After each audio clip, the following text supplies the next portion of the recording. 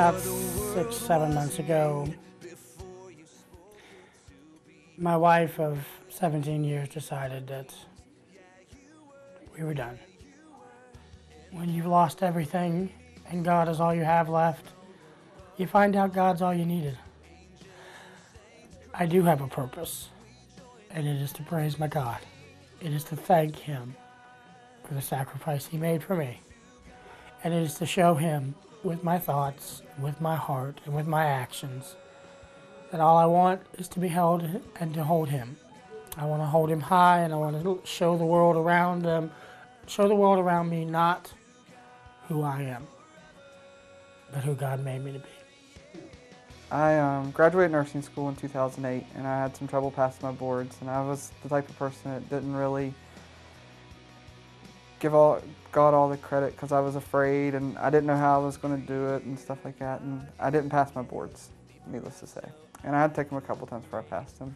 When Reverend Chip Brim came and talked to us and stuff, he was a big encouragement for me, and took what he said, and I just kept saying every day that I was anointed to do this and do this. And the last time that I went in to take boards, I sat down and I just sat down and said, I can do this. And I took 75 questions, the computer shut off, the next day I had a license. Yeah, we got engaged in trying to figure out everything as far as the wedding and a vehicle, a place to live.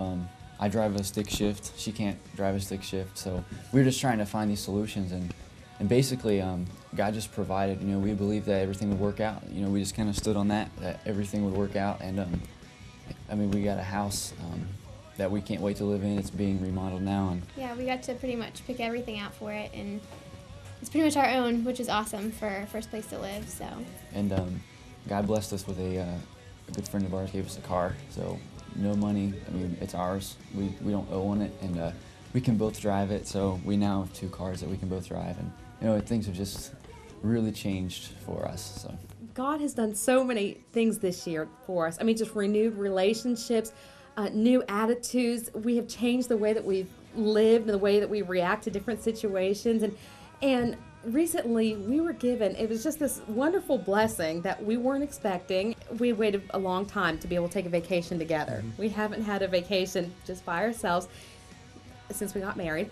And so we decided that we wanted to go to Las Vegas maybe, because we'd been there for conferences and it's the only place we've really traveled to. We really wanted that.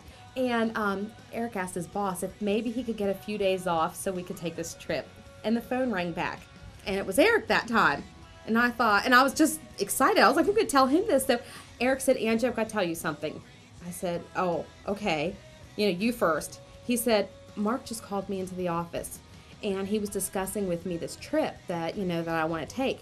And he said, well, do you want to tell him what all he said? He just said that everything's been going well, and he appreciates the work we've been doing. And actually, I think part of it was the attitude that I'd changed because of our relationship with God had changed. That I was a little bit more upbeat. I think I might have made things different, just the whole attitude.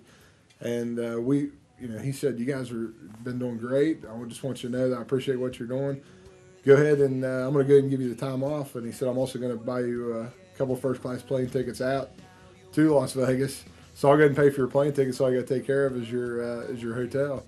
So I was really taken back, and then Angela, I told him, I said, you're come. not going to believe this. Kia just called me, and so, we have a babysitter. So it came together all at once, and it was so cool. It was amazing. And Pastor Aaron had a word.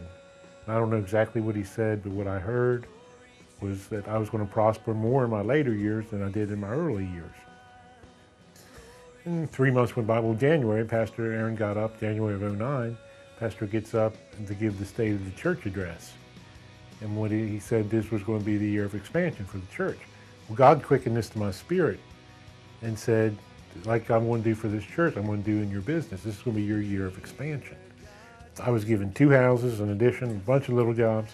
I actually went into '09 with myself and 2 part-time employees, and I finished '09 with 9 full-time, myself and 9 full-time employees and a part-time secretary. Say in '09 compared to '08, I probably made 10 times the amount that I made in '08 and '09 after God told me that He was going to prosper me.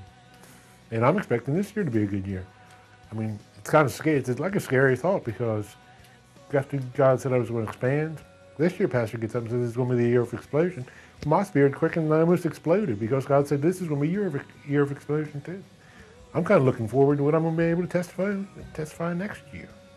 You know, if you're getting started with things and you're frustrated, you know, don't stop believing God and don't, you know, hesitate to put your faith in Him, because He will, you know, He will come through.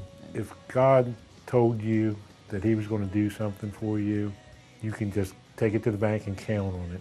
And the more glory I gave to God because of those blessings, the more it just kept pouring in. I sometimes I'm amazed at what I've got, you know, and it's all because the glory to God. It's everything He does for me.